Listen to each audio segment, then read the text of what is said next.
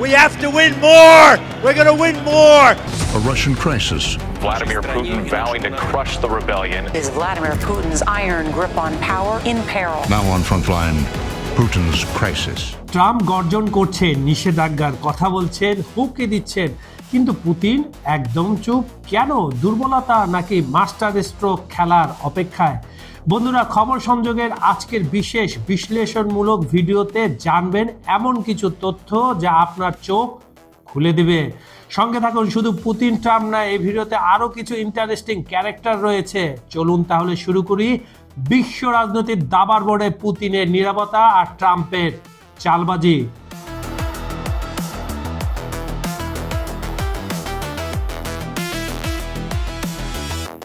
বন্ধুরা, স্বাগতম আবারও। আজকে আমরা কথা বলবো বিশ্ব রাজনীতির এক অদ্ভুত খেলা নিয়ে। একদিকে ডোনাল্ড ট্রাম্প, যিনি ফিরে এসেছেন পুরো শক্তি নিয়ে, হুমকি দিচ্ছেন, নিষেধাজ্ঞার কথা বলছেন, আর অন্যদিকে রাশিয়ার আনসান হিরো ভ্লাদিমির পুতিন, যিনি বসে আছেন একদম শান্ত, কোনো প্রতিক্রিয়া দিচ্ছেন না। এটা কি সত্যি দুর্বলতা নাকি এখানে লুকিয়ে আছে কোনো গভীর কৌশল? চলুন ডিটেইলে যাই।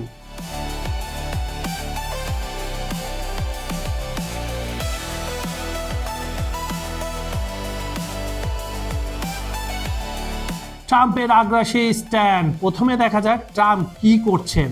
তিনি বলছেন রাশিয়ার বিরুদ্ধে আরো কঠোর নিষেধাজ্ঞা আসতে পারে, কিন্তু মজার ব্যাপার হলো তিনি নিজেই আবার বলছেন আশা করি এটা কাজে লাগবে না। এটা আবার কি রকম কথা? এটা আবার করতে এলো এই কথাটা? এটাকে বলে কূটনীতিক চাপ সৃষ্টি। আপনি হুমকি দিচ্ছেন কিন্তু একটা দরজা খোলা রাখছেন আলোচনার জন্য। স্মার্ট মুভ, তাই না?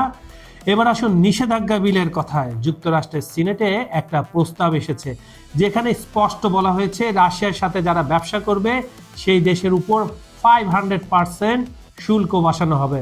ভাবুন তো, 500%! এটা তো কার্যত বাণিজ্য নিষেধাজ্ঞা, মানে নিষিদ্ধ করার জন্য। ডাইরেক্ট নিষিদ্ধ না করে 500 দিয়ে দিল। কিন্তু ট্রাম্প নিজেই জানেন এটা বাস্তবায়ন করা অত্যন্ত জটিল কাজ। তাই তিনি বলছেন সমর্থন করি তবে ব্যবহার করতে চাই না। এটা একটা ক্লাসিক্যাল নেগোসিয়েশন ট্যাকটিক্স। মানে বাংলা ভাষায় আমি যদি আপনারা কই তাহলে হলো হাতে একটা বড় লাঠি রাখবেন কিন্তু ব্যবহার করেন না, আগে কথা বলার চেষ্টা করেন, এই টাইপের আর কি। পুতিনের নীরবতা রহস্য কি? This is the fact. এবার আসি আসল প্রশ্নে, পুতিন কেন চুপ? প্রথম কারণ হতে পারে কৌশলগত ধৈর্য ধরছেন। পুতিন জানেন ট্রাম্পের অনেক বক্তব্যই অভ্যন্তরীণ রাজনীতির জন্য, মানে নিজের দেশের পলিটিক্সের জন্য তিনি যে বক্তব্যগুলো দেন সেগুলো স্ট্যান্ডবাজি বলে। পুতিন সেটা ভালো করে জানে। পুতিন কি ট্রাম্প কাকুর পুরো ব্রেনটা রিড করে ফেলাইছে। আমেরিকার মানুষকে দেখাতে হবে যে তিনি টাফ অ্যান্ড রাফ, মানে রাফ অ্যান্ড টাফ যেটা বলি আমরা, কিন্তু বাস্তবে অনেক কিছুই নরম হয়ে যায়। তাই পুতিন ভাবছেন কেন অকারণে রিয়্যাক্ট করে নিজের কার্ড দেখাবো। চুপ থাকলে ট্রাম্প বুঝতে পারবেন না আমার পরবর্তী মুভ কি হবে, আর এখানেই বিপদ। দ্বিতীয় কারণ হতে হবে সময় কেনা, টাইম বাইং। এই মুহূর্তে রাশিয়া ইউক্রেনের যুদ্ধ জড়িত, অর্থনৈতিক চাপ আছে, আবার যুদ্ধে অনেক কিছু জয় করে ফেলছে ইউক্রেনের ম্যাপ ধীরে ধীরে ছোট হয়ে আসছে। আপনি যদি সার্চ দেন গুগলে দেখতে পাবেন।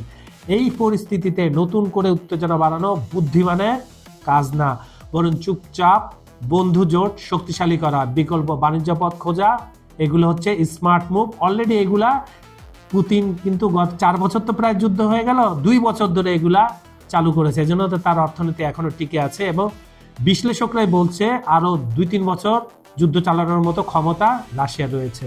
তৃতীয় কারণটা কি? ভবিষ্যৎ আলোচনার দরজা ওপেন রাখা। ট্রাম্পের সাথে হয়তো ডিল করতে হবে ইউক্রেন নিয়ে, অথবা ডিল হয়ে গেছে, এগুলো সামনে আসেনি, এগুলো বিহাইন্ড দ্য সিনে হতে পারে। যদি এখন সংঘাতে জড়িয়ে যান তাহলে সেই দরজা বন্ধ হওয়ার চান্স রয়েছে। তাই নীরবতা মানে পুরুষত্ব নয়, এটা হিসাবই অপেক্ষা। আপনি অনেক সময় দেখবেন বাঘ যদি আহত হয় সে কিন্তু 2 স্টেপ পিছনে যায়, কৌশল করে এবং খুব অ্যাগ্রেসিভ হয়ে শক্তি নিয়ে সামনে ঝাঁপ দেয়। পুতিন হয়তো সেই স্ট্র্যাটেজি নিচ্ছেন। এদিকে জেলেনস্কি কেন এর ভিতরে ডেসপারেট মুভ নিচ্ছেন? চলুন তো একটু জেনে আসি। এবারটা বোকা, দুর্নীতিবাজ, লোভী লোকটা কেন আবার নতুন কথা বললো? এবার একটা মজার বা বলা ভালো বিপজ্জনক ঘটনা। জেলেনস্কি প্রস্তাব করেছে, ওরে বাবা, উনি আবার প্রস্তাবও করতে পারেন। তিনি প্রস্তাব রেখেছেন চেচেন নেতা রমজান কাদিরভকে অপহরণ করতে। হ্যাঁ, আপনি ঠিকই শুনেছেন। ভেনেজুয়েলার প্রেসিডেন্ট মাদুরোকে যেভাবে আটক করা হয়েছে, তুলে নেওয়া হয়েছে টুক করে, সেরকম টুক করে চেচেন সেই নেতাকে ধরে আনবে। এটা মামা বাড়ির আবদার, মামা জ্বরে মামা বাড়িতে আম পড়ছে, আম করে আনবো, কাদিরভ পইরা আছে, টুক করে দিয়ে আইবো। কাদিরভ কি জিনিস এটা তো ভালো করে জানে, কে জানে? জেলেনস্কি জানে। এটা কতটা বাস্তবসম্মত? সত্যি বলতে এটা দেখা যে ইউক্রেন কতটা চাপের মধ্যে আছে। কাদিরভ পুতিনের একজন অত্যন্ত বিশ্বস্ত বন্ধু, তাকে টার্গেট করা মানে পুতিনকে সরাসরি প্রভোগ করা, এবং কাদিরভের জবাব ইতিমধ্যে তিনি জবাবও দিয়ে দিয়েছেন। জেলেনস্কি বোকা বলে সম্বোধন করেছেন জেলেনস্কিকে এবং বলেছেন এটা কাপুরুষের প্রস্তাব, তার কাছ থেকে এই ধরনের প্রস্তাবই তিনি আশা করেছিলেন। এখানে বাস্তবতা হলো এই ধরনের প্রস্তাব দেখায় যে কূটনীতিক সমাধান থেকে কত দূরে আছি আমরা না, তারা। এবার আসি কৃষ্ণ সাগরের ঘটনায়। রাশিয়াগামী একটি তেলবাহী ট্যাঙ্কারে ড্রোন হামলা হয়েছে। হামলা কে করেছে স্পষ্ট নয়, কিন্তু সবাই ইউক্রেনকে সন্দেহ করছে, কারণ ইউক্রেনের সাথে যুদ্ধ হচ্ছে, এখান থেকে তো অন্য কোনো দেশ থেকে মারবে না। এই হামলা কেন গুরুত্বপূর্ণ? কৃষ্ণ সাগর বিশ্ববাজারের জন্য অত্যন্ত গুরুত্বপূর্ণ, এখানে তেল, গ্যাস, শস্য সব চলাচল করে। নাম্বার 2, এই হামলার পর জাহাজ বিমার হার ব্যাপক বেড়ে গেছে, মানে বাণিজ্য খরচ বাড়ছে, যার প্রভাব পড়বে সাধারণ মানুষের উপর। নাম্বার 3, এটা দেখাচ্ছে যুদ্ধ শুধু স্থলে নয়, সমুদ্রেও চলছে, এবং সবচেয়ে উদ্বেগের বিষয় কোনো পক্ষই থামার মুডে নেই, সব অ্যাটাকিং মুডে। চলুন এবার যাই উত্তর কোরিয়ায়। এবার বিগ পিকচারে আসি। কিম জন উন পুতিনকে চিঠি লিখেছেন। কি চিঠি লিখলেন? সেখানে তিনি বলেছেন আপনার মানে পুতিনের যে কোনো সিদ্ধান্ত তিনি সমর্থন করবেন নিঃশর্তভাবে, তিনি সবসময় পুতিনের পাশে আছেন। এটা কেন গুরুত্বপূর্ণ? কারণ এটা দেখাচ্ছে যে একটা নতুন অক্ষশক্তি তৈরি হচ্ছে পশ্চিমাদের চাপে। রাশিয়া, উত্তর কোরিয়া এবং চীনও আছে তাদের সঙ্গে। যখন পশ্চিমারা রাশিয়াকে একা করার চেষ্টা করছে, তখন পুতিন নতুন বন্ধু বানাচ্ছেন, এবং এই বন্ধুরা শুধু কথায় নয় কাজেও সাপোর্ট দিচ্ছে।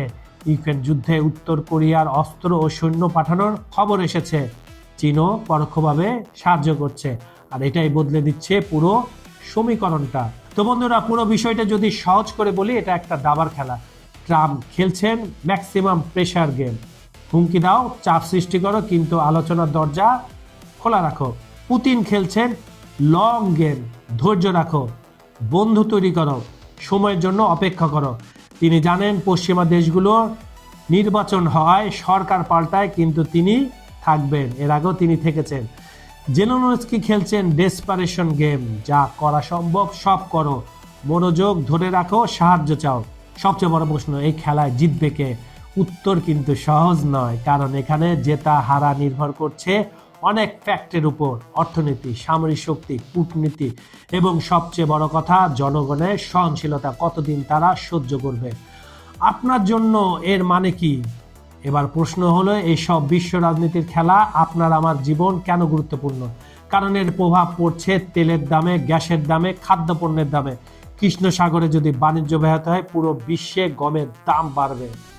নিষেধাজ্ঞা যদি আরো কঠোর হয়, বৈশ্বিক অর্থনীতি আরো দুর্বল হবে, এবং আমরা সবাই জানি যখন বড় দেশগুলো লড়াই করে, ছোট দেশগুলো চাপে পড়ে।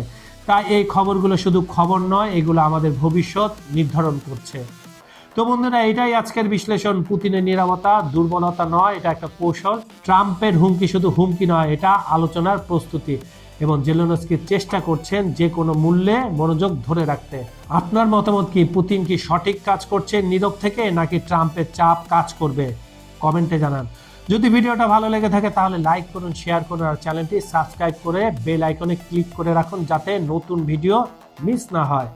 অনুষ্ঠানটি আপনারা পৃথিবীর কোন প্রান্ত থেকে দেখছেন কমেন্টে জানান। Bangladesh, Bharat, Pakistan, Nepal, Bhutan, Sri Lanka, America, Europe, Ukraine, Brazil, Venezuela, Argentina, Colombia, Africa, Saudi Arab, Kuwait, Dubai, Qatar, মধ্যপ্রাচ্য, যেখান থেকে দেখুন না কেন, আমরা আপনার মতামত শুনতে চাই।